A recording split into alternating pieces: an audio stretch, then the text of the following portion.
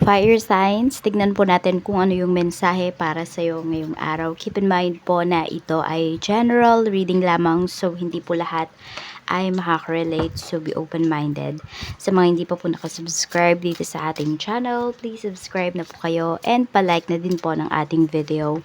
At sa mga nais naman po mag-avail ang ating private readings ng ating Evil Eye Amulet at ng ating Tiaras Bracelet. Ayan, makikita nyo po yung link sa description box. Tarot Intentions by Aliana Reyes. Nandyan na rin po yung ating email. So, tignan natin kung ano po yung mensahe. Mensahe po natin, Spirit Guide. Okay, this is for fire signs, Aries, Leo, Sagittarius. We have Judgment. Okay.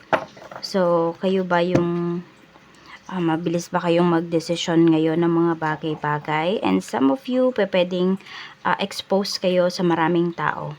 Ayan po. So, parang ang bilis ninyong na-judge.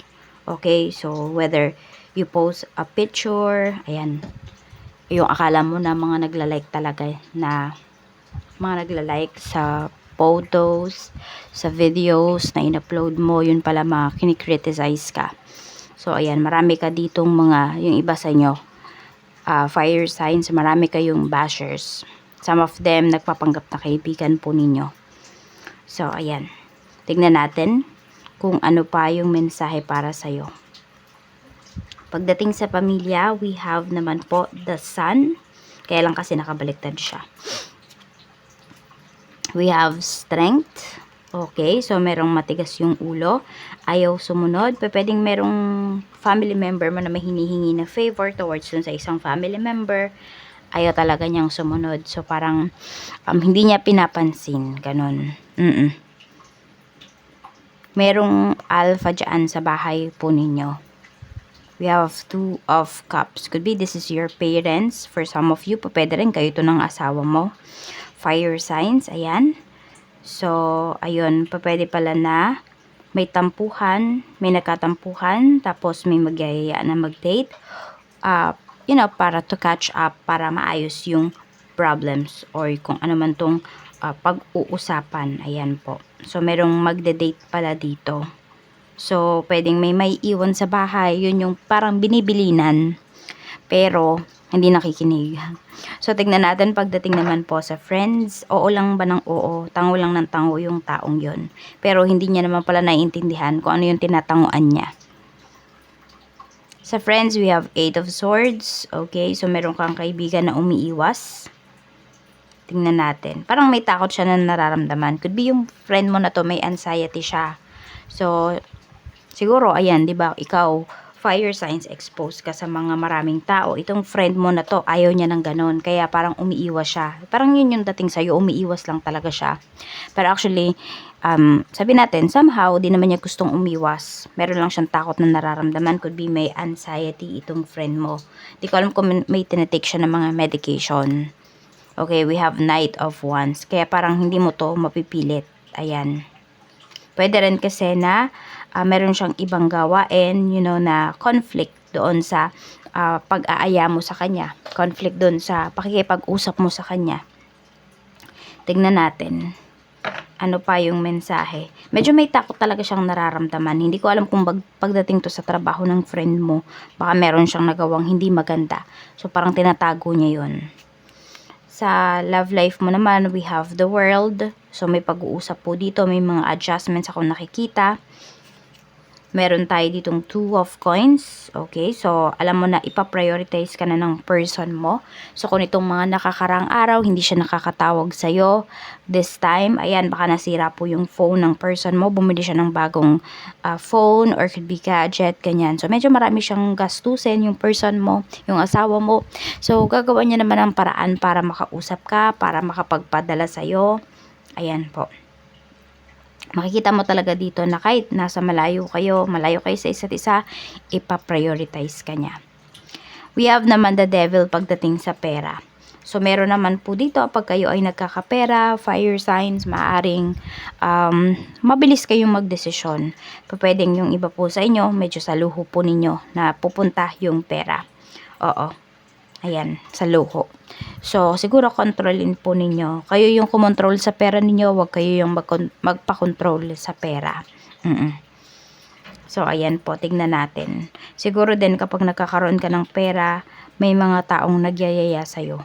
Okay, na lumabas, na to do these things, you know, na makakasama sa'yo, sa image mo. Ayan, yung iba sa inyo, ayan o, sa image po ninyo nakakasama. So, you have the money nga, pero nakikriticize yung iba po sa inyo. Dahil sa, yes, yung iba sa inyo pwede ngang may mga maling gawain, may mga bad habits. Kung hindi kayo yan, pwedeng person po ninyo na ang nangyayari, kayo yung nababatas. Kayo yung na-discriminate dito. Kayo yung na-judge dun sa gawain ng person mo. Kung hindi man to gawain ng person mo, maaaring gawain po ito, pwedeng anak mo, ganyan. So, tignan po natin, pagdating naman po sa career. Sa career, we have 6 of coins.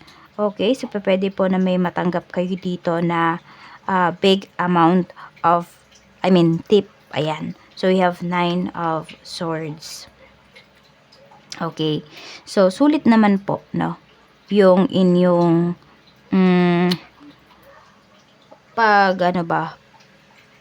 yung inyong pagsisikap, yung inyong stress dito sa trabaho. Some of you di kayo makatulog, ayan, iniisip nyo pa rin talaga yung trabaho, or baka meron dito, hindi ko alam po nagkulang ba yung cash, ganun. So parang medyo nagkaroon kayo ng problem in terms of money pagdating dito sa inyong trabaho, kaya di kayo makatulog dyan. Tignan pa po natin kung ano pa yung mensahe. Okay, tingnan pa po natin. We have the tower. Okay.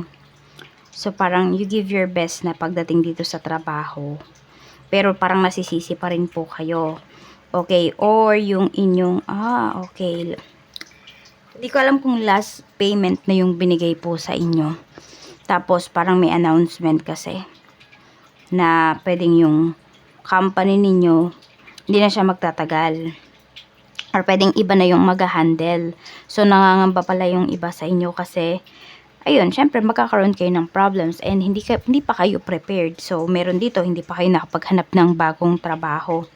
So, yun, kaya pala, nai-stress po yung iba sa inyo.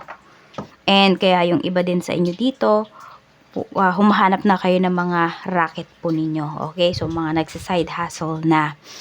Sa negosyo naman po, we have stairway to light. Ayan. And mayroon tayo ditong 6 of swords.